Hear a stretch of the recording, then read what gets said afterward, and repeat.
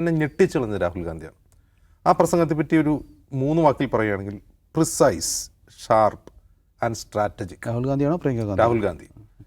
രാഹുൽ ഗാന്ധിയുടെ പ്രസംഗം യഥാർത്ഥത്തിൽ എന്താണ് നരേന്ദ്രമോദിയാണല്ലോ ഏറ്റവും അവസാനം പ്രസംഗിക്കാൻ പോകുന്നത്, അതെന്താകുമെന്ന് ഊഹിച്ചുകൊണ്ടുള്ള പ്രസംഗമായിരുന്നു. എന്താണെന്ന് വെച്ചാൽ, ഞാൻ ഡൊണാൾഡ് ട്രംപിനെ ഏതെങ്കിലും തരത്തിൽ മധ്യസ്ഥ ചർച്ചയ്ക്ക്, ഡൊണാൾഡ് ട്രംപ് എന്നുള്ള പേരൊന്നും മോദി പറഞ്ഞില്ല, ഒരു ലോക നേതാവും ഈ മീഡിയേഷനിൽ ഉൾപ്പെട്ടിട്ടില്ല എന്നാണ് പറഞ്ഞത്.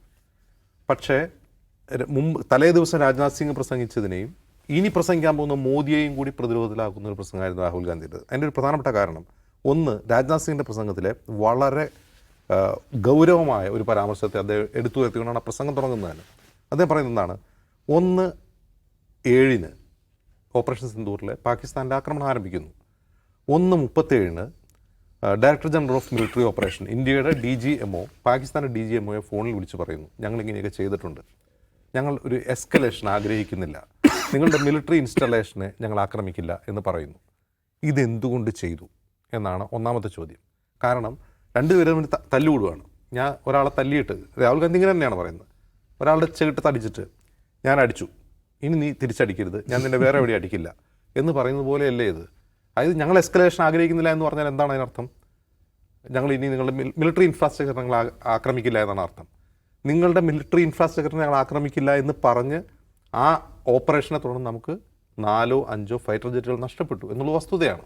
എന്ന് മാത്രമല്ല, ഇന്തോനേഷ്യയിലെ ഡിഫൻസ് അറ്റാഷെ ആയിരുന്ന ഒരു മുതിർന്ന സൈനിക ഉദ്യോഗസ്ഥന് ഒരു വിദേശ മാധ്യമത്തിന് നൽകിയ അഭിമുഖത്തിൽ പറയുന്നുണ്ടല്ലോ, എയർഫോഴ്സിന് ഫ്രീഡം ഓഫ് മാനുവർ നൽകാത്തത് കൊണ്ടാണ് നമുക്ക് എന്ത് ചെയ്യാൻ കഴിയാതെ, അവരുടെ മിലിറ്ററി ഇൻഫ്രാസ്ട്രക്ചറിനെ ആക്രമിക്കാൻ കഴിയാത്തതെന്ന് പറഞ്ഞ ആ കോട്ട് അദ്ദേഹം ഉദ്ധരിച്ചുകൊണ്ട് ചോദിക്കുന്നു. ഒരു സൈഡിൽ നിങ്ങൾ ഇന്ത്യൻ എയർഫോഴ്സിൻ്റെ കൈ പുറകോട്ട് കെട്ടിയിട്ടു, അതായത് അവരുടെ മിലിറ്ററി ഇൻഫ്രാസ്ട്രക്ചർ ആക്രമിക്കില്ല എന്ന് DGMO ആക്രമണം നടന്ന് അരമണിക്കൂറിനുള്ളിൽ പ്രഖ്യാപിച്ചു, അവരറിയിച്ചു.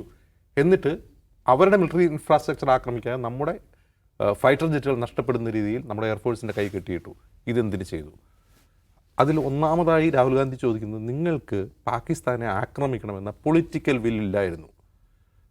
ബംഗ്ലാദേശ് വിമോചന കാലത്ത് ഇന്ദിരാഗാന്ധി പ്രകടിപ്പിച്ച രാഷ്ട്രീയ ഇച്ഛാശക്തിയുടെ പകുതിയെങ്കിലും ഉണ്ടെങ്കിൽ നിങ്ങളിത് ചെയ്യില്ലായിരുന്നു. അതായത് രാഷ്ട്രീയമായി ആക്രമിക്കുകയാണ്, രാഷ്ട്രീയമായി മോദിയെ കീറി മുറിക്കുകയാണ് രാഹുൽ ഗാന്ധി ചെയ്തത്. രണ്ടാമത്തെ കാര്യം, ഈ പറയുന്ന ഈ പാകിസ്ഥാനും ചൈനയും തമ്മിലുള്ള ഒരു നെക്സസ് വളർന്നു വന്നിരിക്കുന്നു. ഇതിനെക്കുറിച്ച് ഞാൻ മുമ്പ് ലോക്സഭയിൽ പ്രസംഗിച്ചിട്ടുണ്ട്. അന്ന് നിങ്ങൾ എന്നെ നോക്കി ചിരിച്ചു. ഇന്ത്യയിലെ തന്നെ സൈനിക ഉദ്യോഗസ്ഥർ വെളിപ്പെടുത്തിയത് ഉദ്ധരിച്ചുകൊണ്ടാണ് അദ്ദേഹം പറയുന്നത്. അതായത് ഈ പറയുന്ന ഓപ്പറേഷൻ സിന്ദൂർ നടക്കുന്ന സമയത്ത് ചൈന പാകിസ്ഥാന് ബാറ്റിൽ ഗ്രൗണ്ട് ഡാറ്റ നൽകിക്കൊണ്ടിരുന്നു. ചൈന നൽകിക്കൊണ്ടിരുന്ന രഹസ്യ വിവരങ്ങളാണ് പാകിസ്ഥാൻ ഇക്കാര്യത്തിൽ സഹായിച്ചതെന്ന് ഇന്ത്യൻ സൈനിക ഉദ്യോഗസ്ഥർ വെളിപ്പെടുത്തൽ ഉദ്ധരിച്ചുകൊണ്ടാണ് പറയുന്നത്. അതുമാത്രമല്ല, പാകിസ്ഥാനിൽ ഒരു എയർഫോഴ്സ് കമാൻഡ് സെൻറ്റർ ചൈനയുടെ സഹായത്തോടെ പ്രവർത്തിക്കുന്നു. പാകിസ്ഥാനിലെ എയർഫോഴ്സ് ഉദ്യോഗസ്ഥർ ചൈനയിൽ പീപ്പിൾസ് ലിബറേഷൻ ആർമിയുടെ ഭാഗമായി അവിടെ പ്രവർത്തിക്കുന്നു. ഈ നെക്സസ് തുടരുന്നിടത്തോളം ഇന്ത്യക്ക് ഇതൊരു ഡേഞ്ചറസ് സിറ്റുവേഷനാണ് എന്നുകൂടി അദ്ദേഹം പറഞ്ഞു വയ്ക്കുകയാണ് ചെയ്യുന്നത്. ഇനി ഒരു തരത്തിൽ ഇപ്പം ഇനി ട്രംപിനെ പറ്റി പറയുന്ന ഒറ്റ കാര്യം പറയുന്നുള്ളൂ, ട്രംപ് ഇതിൽ ഇടപെട്ടിട്ടില്ല എന്ന് നരേന്ദ്രമോദി പറയും എന്ന് ഉറപ്പുള്ള രാഹുൽ ഗാന്ധി പറയുന്നത്, ഇന്ദിരാഗാന്ധിയുടെ ഇച്ഛാശക്തി പറയുന്നത് 7th ഫ്ലീറ്റ് ഇന്ത്യൻ മഹാസമുദ്രത്തിൽ വരുമ്പോൾ ഇന്ദിരാഗാന്ധി അമേരിക്കയോട് പറഞ്ഞത് വി ഡോണ്ട് കെയർ എന്നാണ്, ഞങ്ങൾ ചെയ്യാനുള്ളത് ഞങ്ങൾ ചെയ്യും. ആ ഇച്ഛാശക്തി 50% മോദിക്കുണ്ടെങ്കിൽ മോദി ഈ പാർലമെൻറ്റിൽ പറയണം ട്രംപ് നുണയനാണ് എന്ന്. ട്രംപ് എന്താണ് പറയാൻ പോകുന്നത് എന്നറിഞ്ഞുകൊണ്ടാണ് മോദി എന്താണ് പറയാൻ പോകുന്നത് അറിഞ്ഞുകൊണ്ടാണ് രാഹുൽ ഗാന്ധി അടിക്കുന്നത്.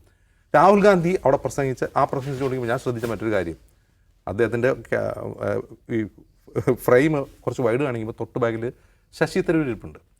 അമിത്ഷാ ഓപ്പറേഷൻ സിന്ദൂറിനെ പറ്റി പറഞ്ഞപ്പോൾ കൈയടിച്ച തരൂരിൻ്റെ മുഖം ചോര വാർന്ന് നിൽക്കുകയാണ്. അതായത് ഈ പ്രസംഗം യഥാർത്ഥത്തിൽ ഇതിലും മനോഹരമായ ഭാഷയിൽ പ്രസംഗിക്കേണ്ട ആളാണ് ആര്? ശശി തരൂർ. രാഹുൽ ഗാന്ധി എന്തെങ്കിലും മോശം എന്നല്ല, കുറേ കൂടി നല്ല വോക്കാബുലറിയിൽ രാഹുൽ ഗാന്ധി വളരെ സിമ്പിളായിട്ടാണ്, ആർക്കും മനസ്സിലാവുന്ന രീതിയിലാണ്, വളരെ സിമ്പിളായിട്ടാണ് പ്രസംഗം വരുന്നത്. യഥാർത്ഥത്തിൽ പഹൽഗാം അറ്റാക്കിനെ തുടർന്ന്, പഹൽഗാം ഭീകരാക്രമണത്തെ തുടർന്ന് ഇന്ത്യ നടത്തിയിട്ടുള്ള ഓപ്പറേഷൻ സിന്ദൂർ അതുപോലെ വളരെ പ്രധാനപ്പെട്ടായിരുന്നു. നമ്മളിവിടെ തന്നെ ഔട്ട് ഓഫ് ഫോക്കസിൽ പലതവണ ചർച്ച ചെയ്തിട്ടുള്ളതാണ് മോദി സർക്കാരിൻ്റെ കാലത്ത് ഇന്ത്യൻ ഡിപ്ലോമസിക്ക് ഏൽക്കുന്ന ആഘാതത്തെക്കുറിച്ച്. അത് വളരെ പ്രിസൈസായിട്ട്, വളരെ ചുരുങ്ങിയ വാക്കുകളിൽ രാഹുൽ ഗാന്ധി അവിടെ പറയുകയും ചെയ്തു. ജയശങ്കർ പറയുമല്ലോ, ജയശങ്കർ ആവർത്തിച്ച് ഓപ്പറേഷൻ സിന്ദൂറിൻ്റെ കാലത്ത് ആവർത്തിച്ച് പറഞ്ഞൊരു കാര്യമാണ് ന്യൂ നോർമൽ. അതായത് ഞങ്ങളെ ടെററിസ്റ്റുകൾ നമ്മളെ അറ്റാക്ക് ചെയ്താൽ നമ്മൾ യുദ്ധം ചെയ്യും എന്നാണ് ആ ന്യൂ നോർമലിനെ കുറിച്ച് ജയശങ്കറിൻ്റെ വിശദീകരണം. അപ്പോൾ രാഹുൽ ചോദിക്കുന്നൊരു ചോദ്യമാണ്, അപ്പോൾ ഇന്ത്യയെ യുദ്ധത്തിലേക്ക് വലിച്ചഴയ്ക്കാൻ അല്ലെങ്കിൽ ഇന്ത്യ യുദ്ധം ചെയ്യണമെന്ന് ആരാണ് തീരുമാനിക്കുക? ഈ ന്യൂ നോർമൽ ഇതാണെങ്കിൽ ടെററിസ്റ്റുകൾ തീരുമാനിക്കും. അതായത് ഇന്ത്യ യുദ്ധം ചെയ്യണോ വേണ്ടയോ എന്നുള്ളത് ഇന്ത്യയുടെ പൊളിറ്റിക്കൽ ലീഡർഷിപ്പിൻ്റെ തീരുമാനമായിരുന്നു ഇതുവരെ. ഈ ന്യൂ നോർമൽ എന്താണ്? നാളെ ഏതെങ്കിലും തീവ്രവാദികൾ ഇന്ത്യ ആക്രമിച്ച് ഇന്ത്യ യുദ്ധം ചെയ്യുമെന്നാണ്. അപ്പോൾ ഈ ന്യൂ നോർമൽ എന്താണ് സെറ്റ് ചെയ്യുന്നത്? തീവ്രവാദികൾക്ക് ഫ്രീഡം കൊടുക്കുകയാണ് ചെയ്യുന്നത് എന്ന് പറഞ്ഞുകൊണ്ട് കൗണ്ടർ അറ്റാക്ക്. യഥാർത്ഥത്തിൽ ഇത്രയും മനോഹരമായ ഒരു രാഷ്ട്രീയ പ്രസംഗം രാഹുൽ ഗാന്ധിയുടെ പാർലമെൻറ്റ് ജീവിതത്തിൽ ഞാൻ കണ്ടിട്ടില്ല ഇതുവരെ, ഞാൻ ഇതുവരെ കേട്ടിട്ടില്ല.